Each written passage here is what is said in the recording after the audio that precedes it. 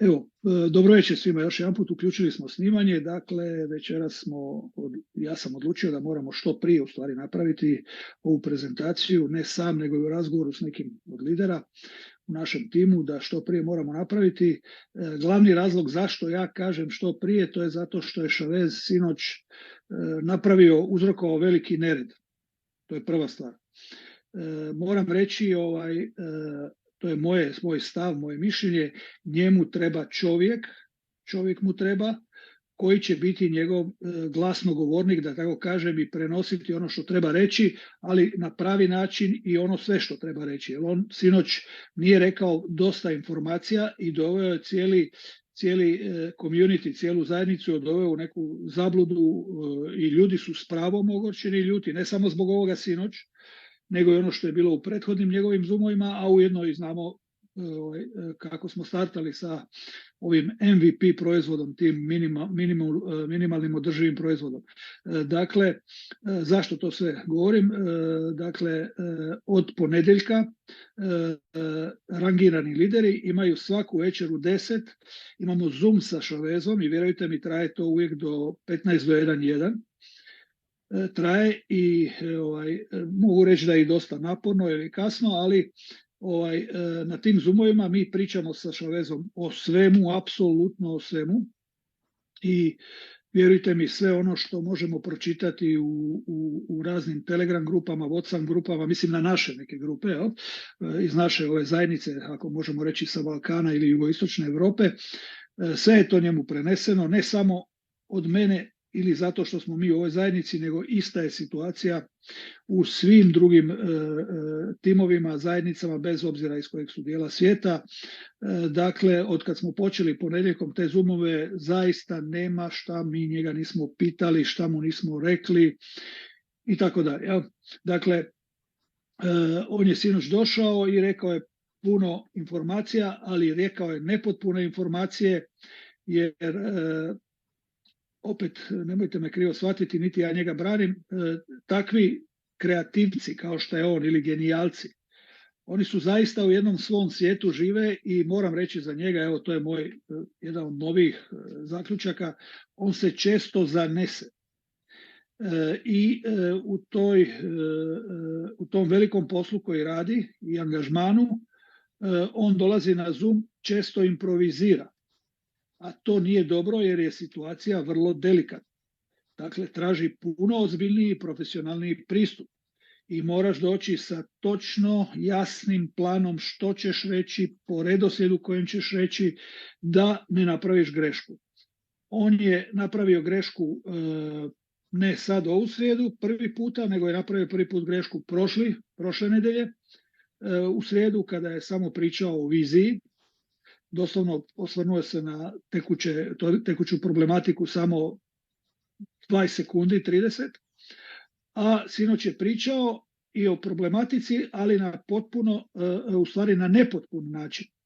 Neprimjeren način, jer preksinoć, znači dan prije prezentacije, je s nama pričao o liderima o istoj problematici i sinoć, nakon te prezentacije, opet smo pričali o toj problematici i onda ja vjerujem shvatio da je u stvari uzrokovao totalnu pomutnju u cijelom community, u cijeloj Via All Satoshi zajednici. Dakle, što je on u stvari sinoć rekao? On je sinoć rekao da ćemo uvoditi nove mreže.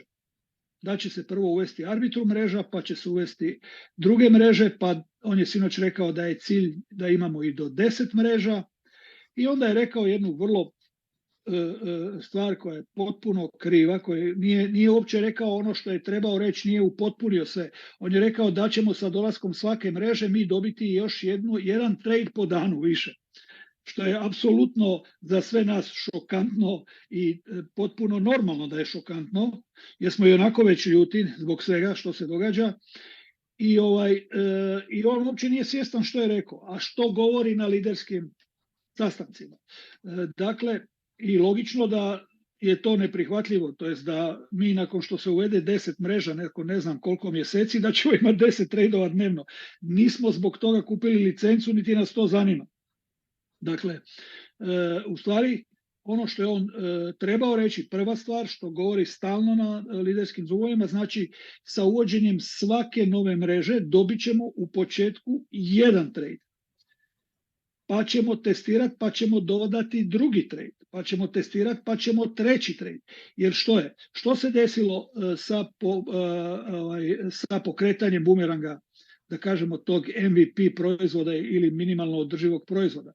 Desilo se da se u roku od sat vremena dogodilo 12.000 i nešto transakcija i desilo se da cijena transakcije, to je svi trošak transakcije, postaje veći nego što je zarada po transakciji.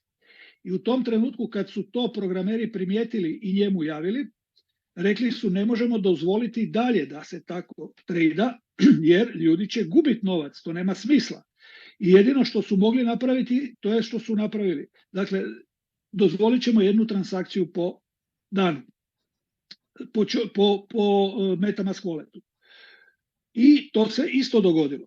I onda Chavez je rekao tada da na tih oko 40.000 transakcija u danu, jer mi imamo jako puno licencija, onaj broj koji tamo piše 120 i ne znam koliko hiljada, to su licence, to nisu MetaMask adrese, jer mnogi imaju ljudi puno licenci. Dakle, tu je negdje oko cirka 3 puta manje. Cirka, kažem, 3 puta manje broja ljudi koji su vlasnici licenci. I u stvari dogodilo se da su oni zaustavili i dozvolili samo jednu licencu po MetaMask adresi. I on je rekao sada će umjetna inteligencija gledati što se događa, ući će na osnovu tih 35-40.000 transakcija svaki dan i ona bi se trebala poboljšavati. I onda je napravio drugi gaf. Mislim da je to veliki gaf. Dao je rangiranim liderima, još uvijek ne svima moram reći, dao je da mogu raditi 100 tradova dnevno. To je veliki gaf, jer ja sam i pričao s nekim liderima, sa Vasom i još nekim drugim liderima i logično je bilo, ako već hoćeš da oni pokazuju tradove, onda da im da rade 10 tradova, 15 dnevno, ne treba 100 tradova, ako će neko to nekome prezentirati. Mi smo evo prije ovog današnjeg mitinga imali nedavno miting za lidere iz našeg tima i ja sam tamo rekao i svi smo se složili, nema smisla raditi prezentacije u ovakvim okolnostima, niti nuditi licence. I ne samo zbog toga. Čak sam rekao na našem tom liderskom Zoomu da u našem timu, registriran u našem timu, postoji policijski inspektor koji radi na kripto prevarama. On je u našem timu i ja sam još prije odlučio da nećemo raditi prezentacije jer to nije etično, niti moralno u ovakvim okolnostima, a on je poslije rekao nemojte raditi prezentacije, nema smisla, jel? Dakle i prije toga sam ja odlučio da neću, a on je to samo potvrdio, tu moju odluku i moje uvjerenje. Jel? Dakle, nećemo raditi prezentacije u ovakvim okolnostima, to zaista nema smisla. Ali, dakle, mi smo dobili određeni broj transakcija u danu i čim je Chavez liderima dao da trade, oni su počeli tradati. I jučer je rekao Chavez na ovom Zoomu za lidere, kaže oko 75% lidera je dobilo otvoren limit da može 100 transakcija napraviti u jednom danu i kaže kako povećamo, otvaramo nove, vidimo već dolazi negdje do povećanja fijeva. I ja sam to osobno primijetio da u nekim trenucima se opet povećava broj fijeva. Dakle, njemu je to bio signal jer kada uzmemo brojeve u obzir, brojevi su ogromni. Jer to je signal i to nam pokazuje da tehnički ne možemo na Polygon mreži imati više transakcija. Zbog čega? Ako nas ima 40 i nešto hiljada, pomnožite 40 i nešto hiljada sa 5. To je više od 200.000 transakcija u jednom danu. Mi smo na 1200 u sat vremena zapeli na Polygon mreži. Cijene fijeva jako rastu kada se transakcije događaju pogotovo sa istog kontrakta, ali ukupno kako se povećava broj transakcija na Polygon mreži, cijene transakcija rastu. Dakle, fizički je nemoguće to odraditi. Sinoć smo pitali Chaveza i on je rekao, gledajte, kaže, ja nisam znao što će se dogoditi. Mi smo nagađali da možemo imati neke izazove, ali ne da ćemo u prvom satu morati prekinuti. Zbog čega? Jer oni su napravili nešto da bi nama omogućili da nam fijevi, cijene transakcija budu samo 1 do 2 centa. Što su napravili? Znači, Chavez je napravio jedan veliki wallet u kojem je kupljeno jako puno Matic coina, to je službeni coin token Polygon mreže. Tu se ne radi o $100.000, tu se radi o nekoliko miliona dolara koje su stavljene na staking na Polygon blockchain upravo sa ciljem da se nama smanji broj transakcija. I što se dogodilo? Nakon što je sve zaustavljeno, u stvari usporeno, dozvoljena nam je jedna transakcija dnevno, on je odmah počeo službenu komunikaciju sa Polygon mrežom, sa vlasnicima, sa menadžmentom na Polygon mreži i sinoć nam je rekao, to je u početku bila službena komunikacija preko mailova, sada su to postali razgovori jer su oni shvatili tko je firma Vijao Satoshi. U tim razgovorima se iskomuniciralo da ima nekoliko miliona dolara na stakingu, dakle to se mora respektirati i jednostavno Chavez traži od njih da nam daju veći bandwidth, da kažemo u nekakvom slobodnom prevodu, veći talasni pojas ili nekakav širokovalni pojas, ne znam kako bi to nazvao, da možemo više tradova raditi po adresi. I to je sada u nekoj fazi razgovora. U kojem će smjeru to ići i da li Polygon mreža može napraviti takvu optimizaciju za toliki broj tradova u jednom danu, to ćemo vidjeti. Ali, s obzirom da je Chavez ušao u stvari u veliki izazov sa pokretanjem bumeranga, jer naravno nije tako bilo zamišljeno, on je morao tražiti rješenja, a oni su već prije najavljivali, još odavno su najavljivali da žele pokrenuti i na Arbitrum mreži i još nekim mrežama.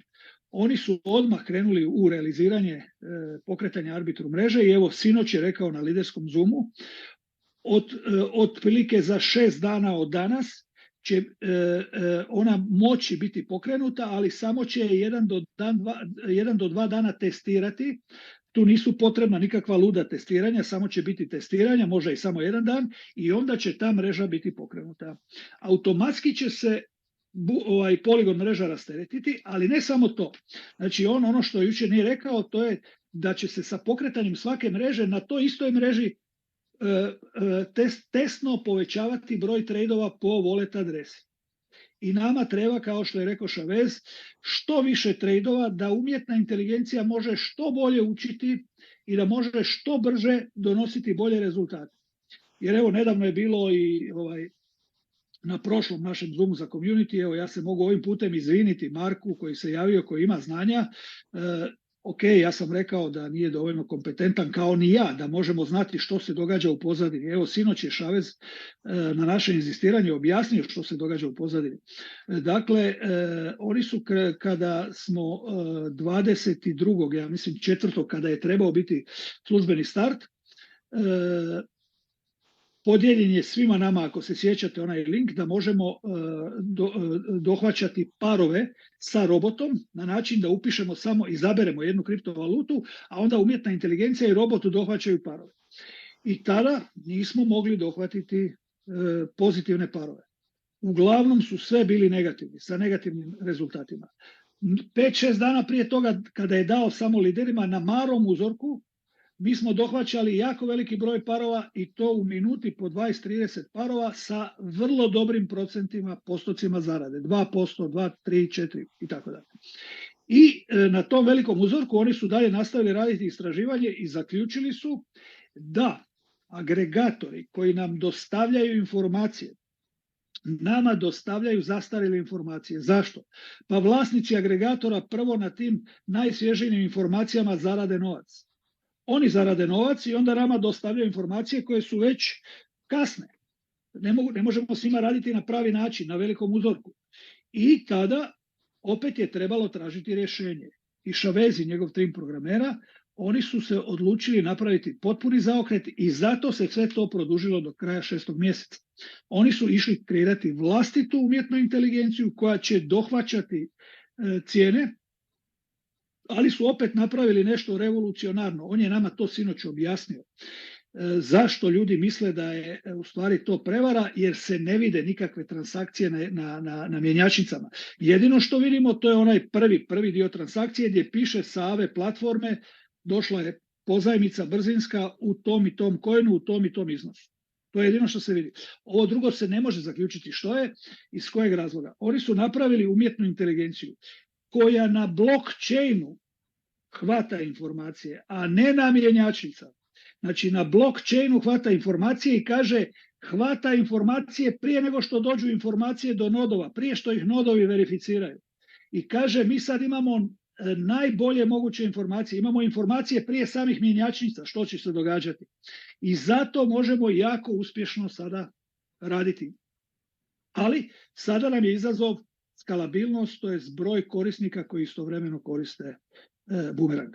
Dakle, u stvari, bumerang kao bumerang, on je kao proizvod, sam proizvod, bez da ga koristimo u većem broju korisnika, jedinstven proizvod, zaista je jedinstven proizvod.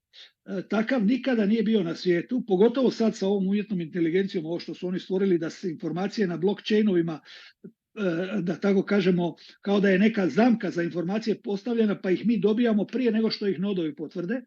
Dakle, stvoren je unikatan proizvod koji može imati veliku budućnost.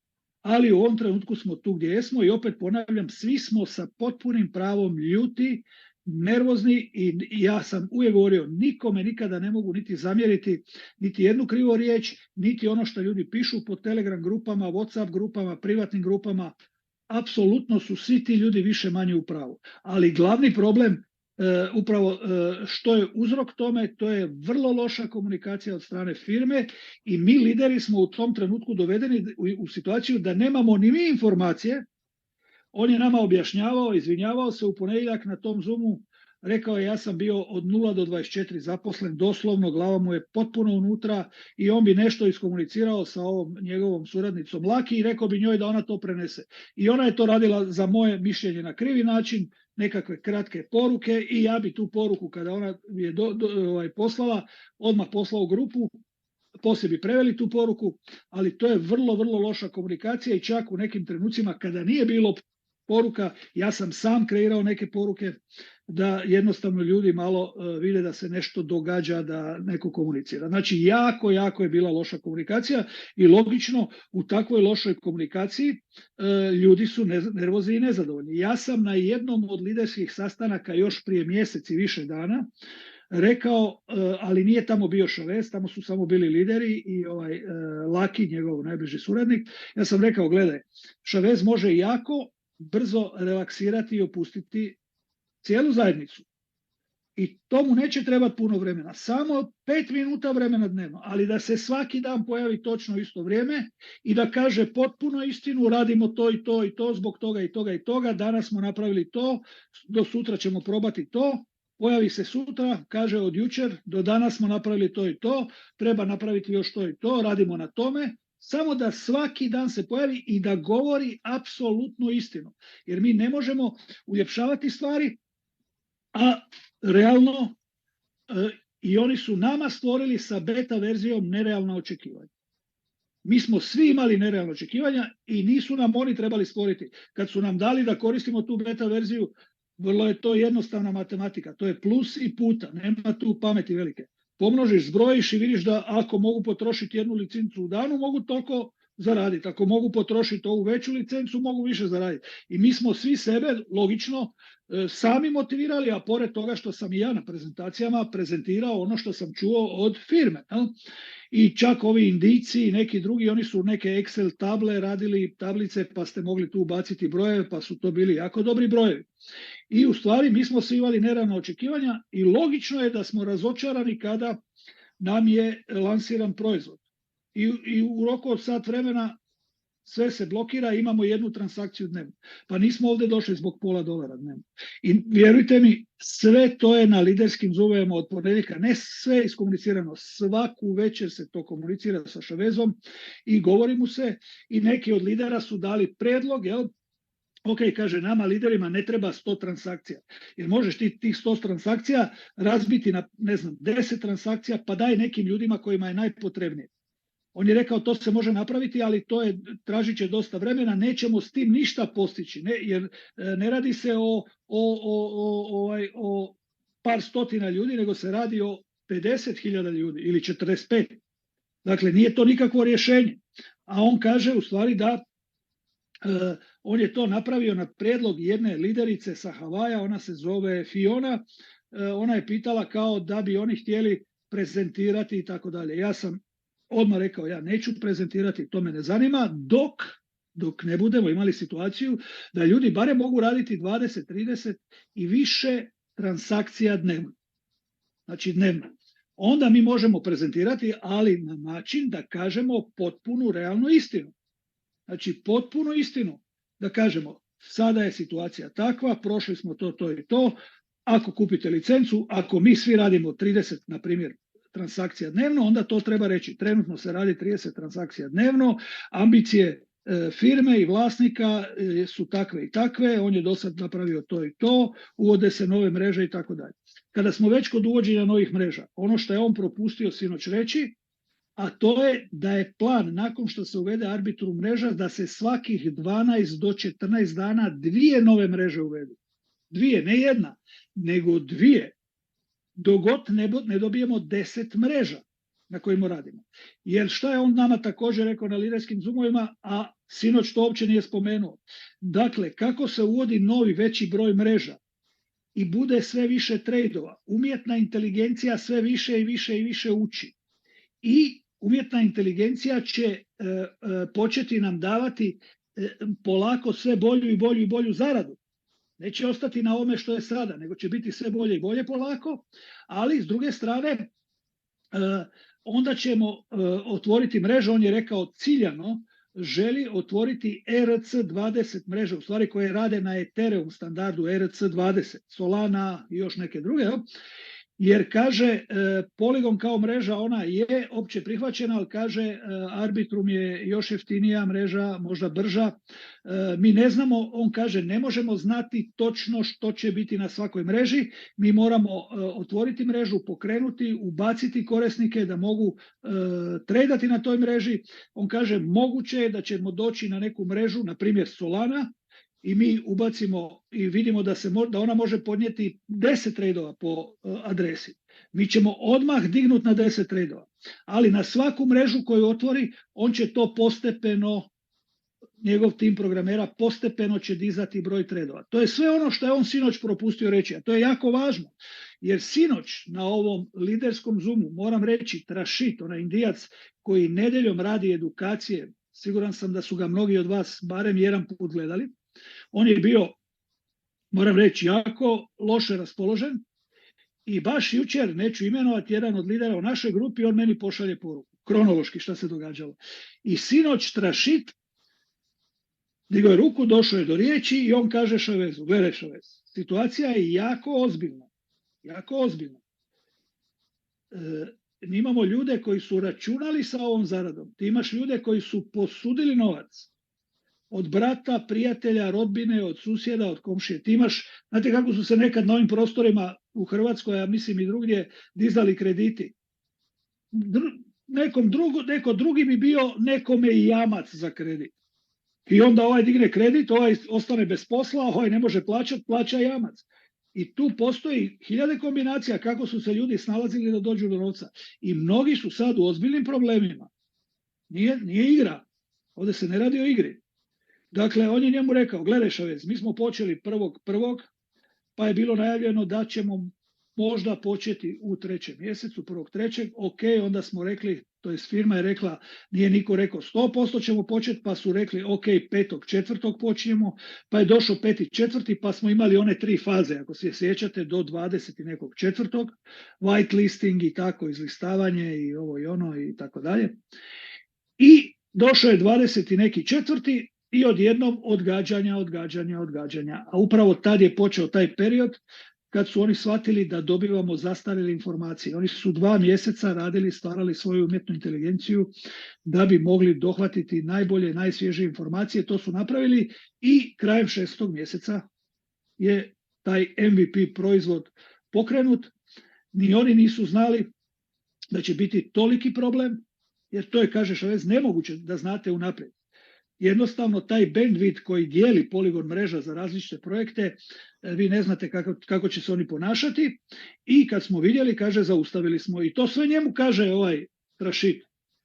Kaže, i mi smo se već naslušali krivih procjena i to mu je sve rekao Rashid.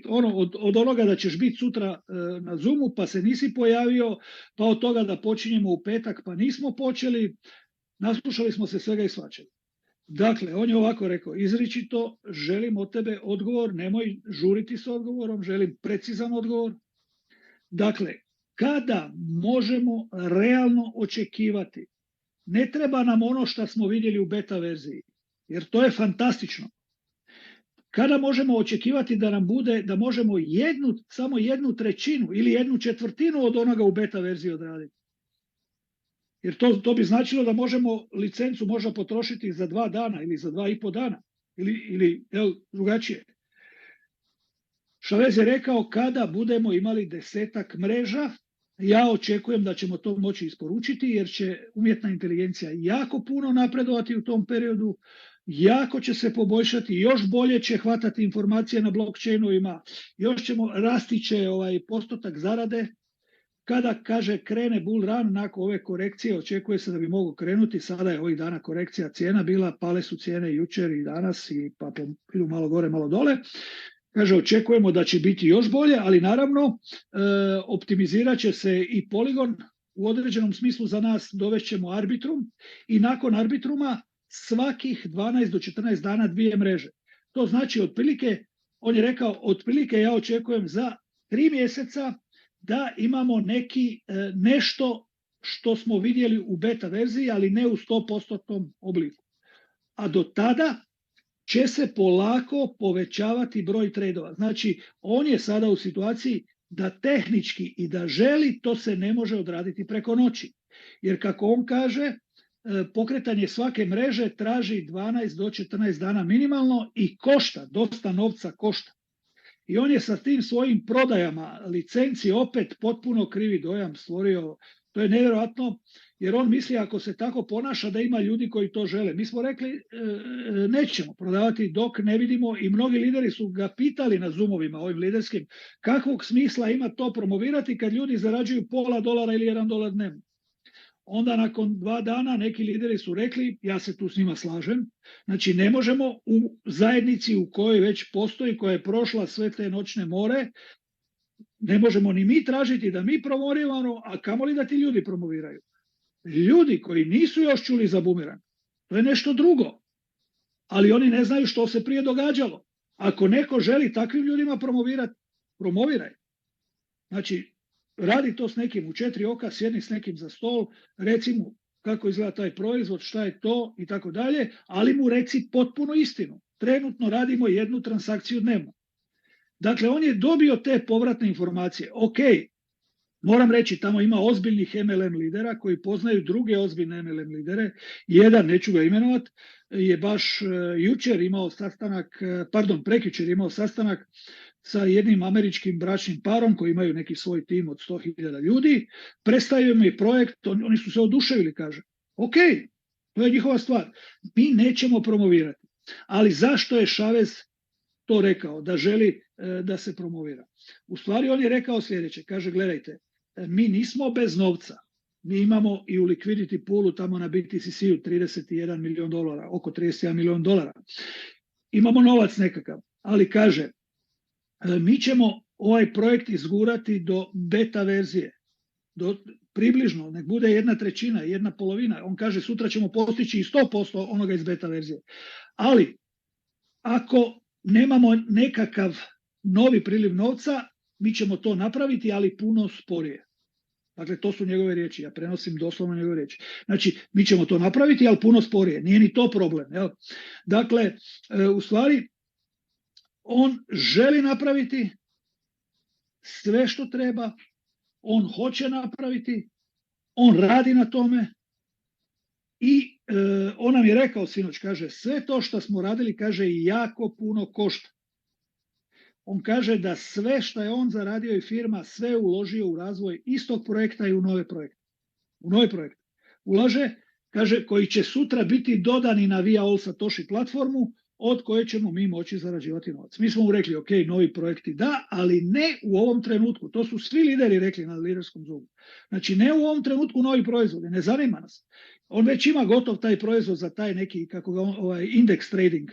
Inače se s njim index tradingom se trada sa dionicama, sa akcijama, na burzi akcija, na burzi dionica. A ovo je prvi put napravio on nešto što nikada nije da se trada s kriptovalutama. Rekli smo, to nas ne zanima. I sam je rekao, mislim, sinoć na Zoomu, a to je rekao i nama liderima, tek kad se bumerang dovede u neke okvire da ljudi mogu zaraditi dnevno 10, 20, 30 dolara, kad se BTCC i blockchain BTCC posloži kako treba, onda možeš pričati o novom proizvodu, o tom index tradingu, onda možeš o tome pričati. I on je to prihvatio potpuno, jer nema smisla, idemo raditi nešto, a nismo ni ovo ni počeli, tako rekući, a kamoli završili. Dakle, on je vrlo ozbiljan u namjeri da ovo dovede do kraja, ali sve nas je doveo u probleme. Sve. Ima nas sigurno dosta koji isključivo živimo od affiliate marketinga. Doveo nas je sve u probleme, dakle, u financijske izazove i doveo u probleme one ljude, pogotovo koji su posuđivali novac. Dakle, jednostavno, tomu je sve prenešeno. Vjerujte mi da nema što mi nismo pomislili ili podijelili međusobno u grupama da mu nismo prenijeli. Gotovo da takvo nešto ne postoji. Ja sam čak po upitu Svanela, on je i njegova grupa složili su jedan dopis u kojem su rekli Chavezu i da se sprema i sudska tužba i tako dalje. Svanel me je zamolio da ja to isporučim, ja sam to isporučio. U poruci sam to isporučio i oni su to sigurno vidjeli. Dakle, sve im je rečeno i sve znaju. Na sinoćnjem on nama priča već par dana o tome da je kreirao softver za kripto Visa karticu, znači debitna kartica. I on je nama prvi put to rekao u ponedjeljak, mi smo rekli, gledaj, to sad nije bitno, to je nebitno sada, ali sinoć nam je rekao da ta kartica će koštati jako malo, samo $10. I druga stvar, što je vrlo važno, on je tu karticu dogovorio sa jednom od najvećih banaka u svijetu, to je HSBC, svi oni koji ste čuli za tu banku, to je jedna od najvećih banaka iz Velike Britanije, ali i u svijetu, koja imaju u Švicarskoj i u cijelom svijetu svoje poslovnice, od Hong Konga, svim gradovima najvažnijim, jedna od najjačih banaka u svijetu. On je sa njima dogovorio tu Visa karticu i nama je sinoć dao neke detalje malo više o toj Visa kartici i rekao nam je da je to vrlo vjerojatno najbolja kripto kartica koja postoji. Mi smo ga pitali zbog čega, neka nam objasni, pa onda on je pitao neke od ovih lidera Indijaca, ok, kad vi mijenjate kriptovalute u Indiji, koliko vas to košta? Pa oni su rekli 9, 10, pa nekad i 11% nam uzmu provizije.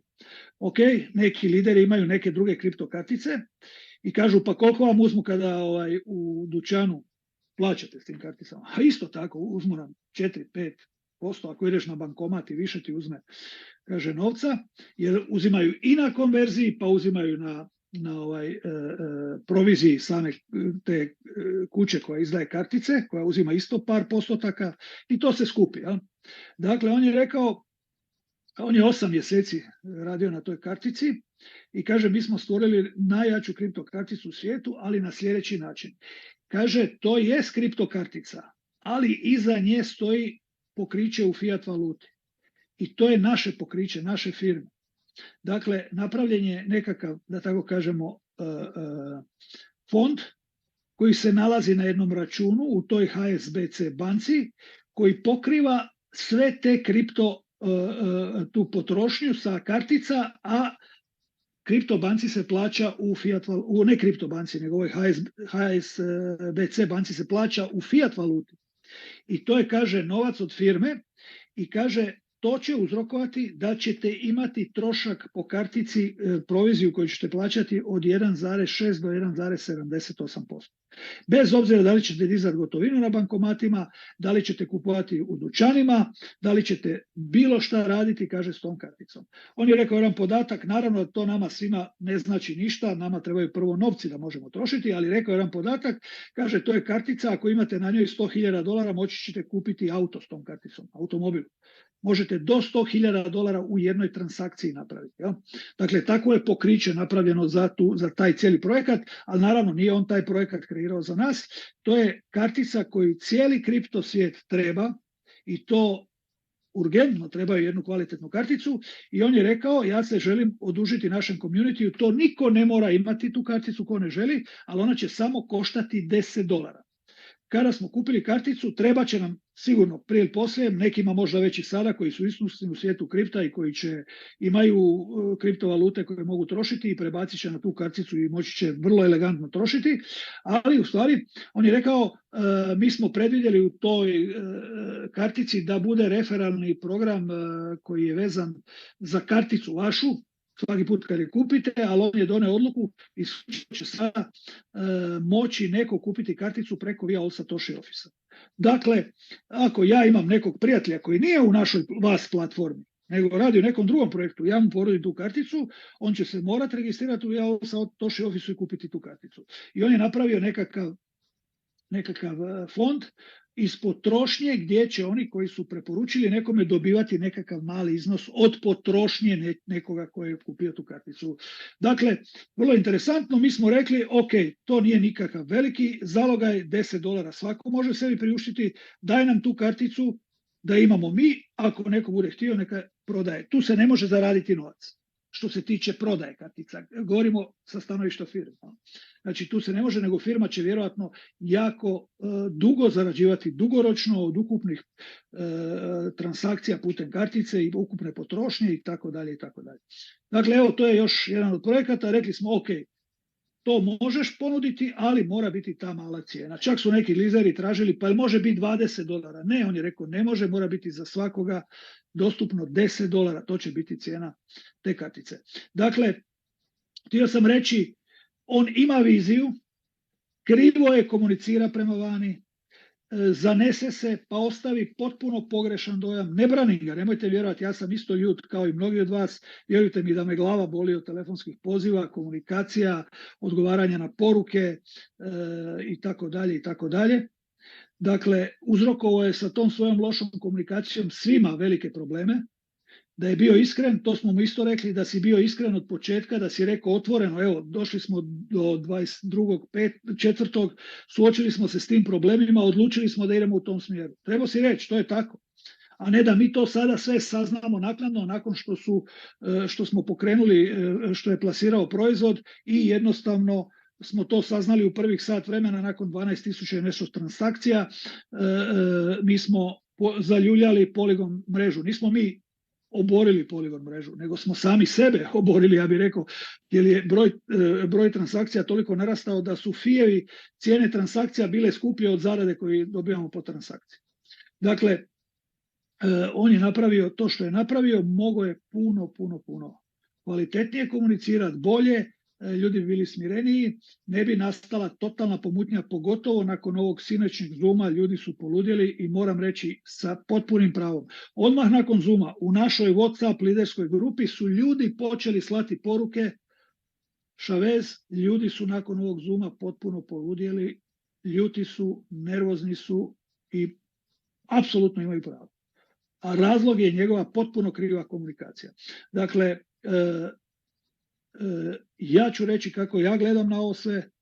Dakle, mi možemo krenuti u 2-3 smjera, možemo prestati s njim komunicirati, možemo ga početi proganjati. Mislim da nije pravi trenutak za to. Zbog čega? Zato što moramo vidjeti kako će ljudi vratiti novac. Kada on počne isporučivati ovo što je najavio na liderskim Zoomovima, znači taj broj mreža, kada se bude povećavao po svakoj mreži postepeno broj transakcija, kad se to barem popne, ja samo kažem barem, nemojte me krivo shvatiti, da ljudi mogu zaraditi $15-20 dnevno, onda ljudi mogu polako vratiti svoj uloženi novac. Ali mi smo mu rekli i to očekujemo od njega, očekujemo progres, očekujemo kontinuirani pomak, kontinuirana poboljšanja. Nas ne zanima da sa jedne transakcije dođemo na 5 pa da to stoji tako mjesec dana. To nas ne zanima. Dakle, hoćemo kontinuirani pomak jer želimo u stvari vidjeti da to ide u pravom smjeru.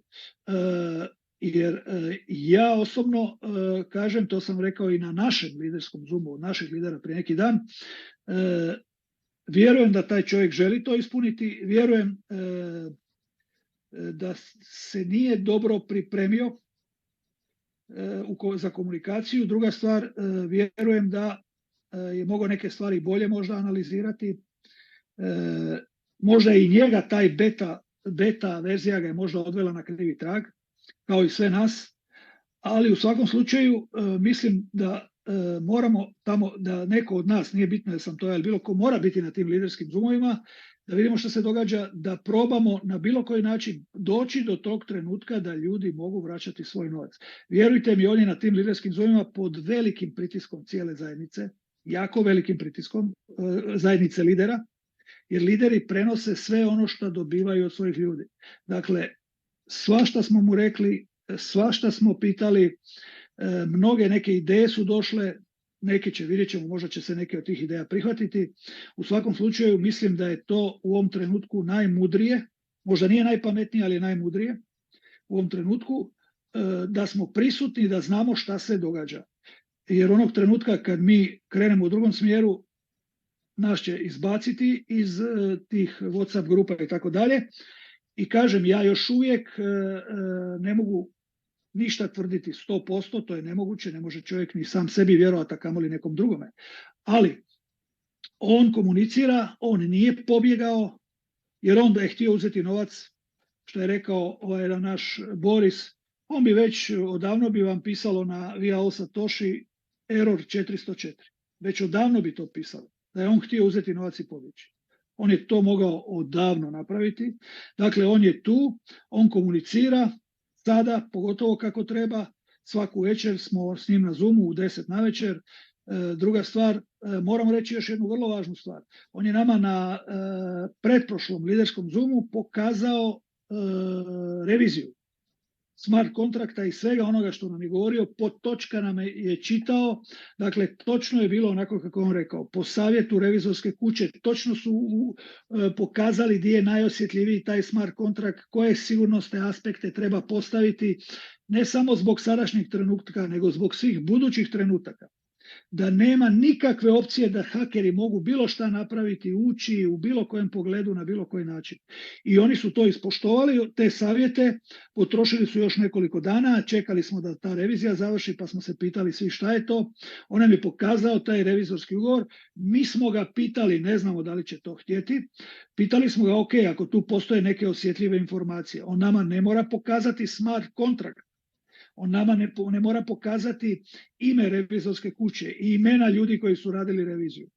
Ako on može to sve na smart kontraktu prekriti, da se ne vidi, a da mi imamo na raspolaganju taj smart kontrakt, u stvari ne smart kontrakt nego reviziju, da možemo pokazati drugim ljudima.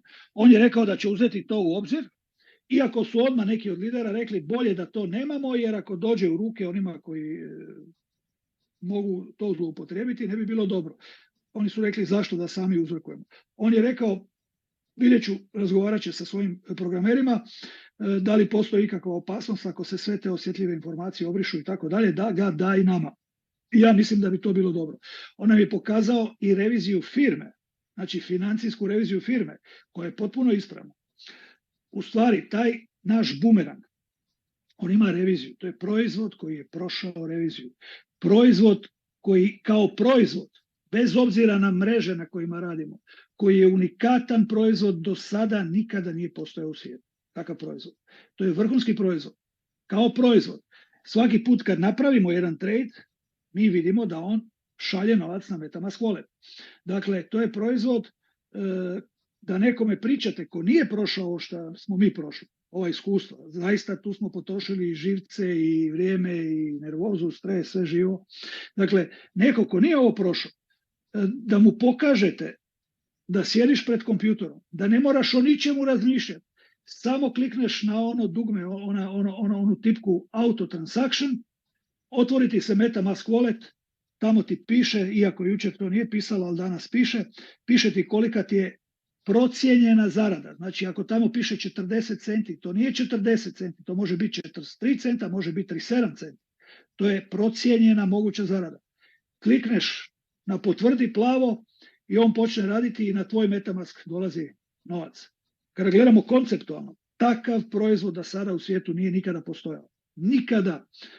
To je proizvod koji nije bilo lako kreirati. Taj proizvodnja, on tako kaže, je koštala jako puno novca.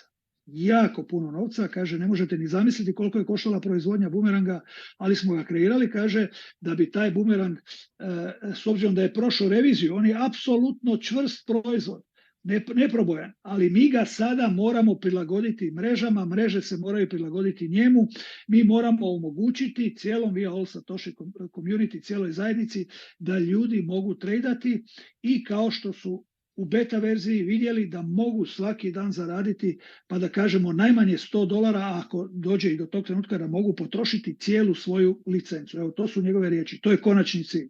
Ali neće stati na tome, dolazi i taj index trading i on kaže on ima još ideja i po mom mišljenju to je njegov najveći problem, što on ima previše ideja, previše mu je koncentracija razvučena. Opet ponavljam, on je mlad čovjek, nema korporativnog iskustva, on nema nikakvog iskustva u affiliate marketingu i jednostavno on nije svjestan što treba napraviti i kako se to radi i kako treba stvari iskomunicirati. Evo, ja sam htio prenijeti u stvari kako to izgleda, u kojoj se fazi nalazimo. Danas me jedan lider, neću ga imenovati, ma kaže on, mi možeš samo u par sekundi objasniti šta se događa. Ja kažem, kako da ti u par sekundi objasnim? Kažem ja, evo, sad ću ti objasniti. Ništa trenutno nije u redu, za 3 mjeseca će sve biti bolje, a za 6 će biti fantastično. A sve je u redu i pod kontrolom. On se smije, naravno. Pa kako ću ti za 3 sekunde objasniti? Ne mogu ti u par sekundi to objasniti. Ja? Dakle, to je u stvari trenutak u kojem se nalazimo. On želi sve napraviti, sve isporučiti. Upao je, možemo čak reći, u vlastitu neku zamku ambicioznosti, genijalnosti i u stvari u želji da kreira nešto što nikada niko nije uspio kreirati u svijetu.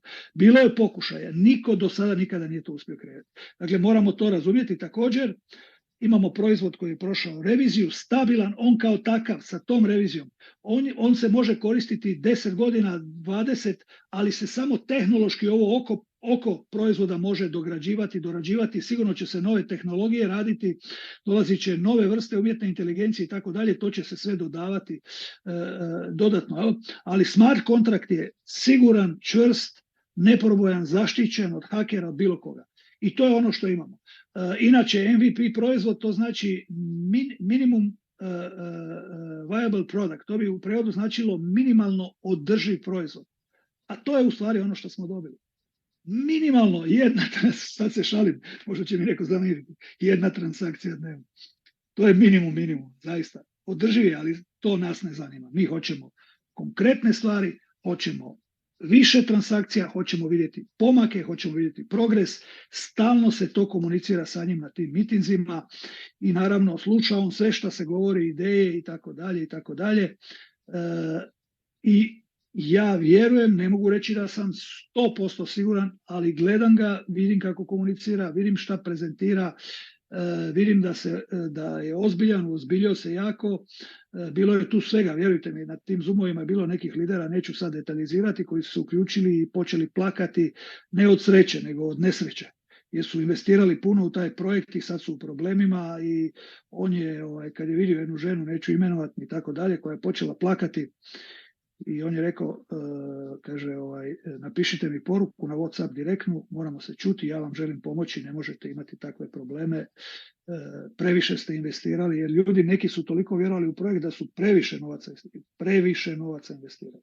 Dakle, on želi pomoći, želi završiti projekt, želi napraviti još puno više od bumeranga, ali nas za sada zanima samo bumerang i to od njega očekujemo i želimo vidjeti pomake. Evo, toliko od mene, ja ću sada otvoriti eter za pitanja, odgovore, želim čuti vaše mišljenje, komunikaciju. Znam da su mnogi ljuti s pravom, svako ko je ljut je s pravom ljut, nema nikakve zamjerke nikome.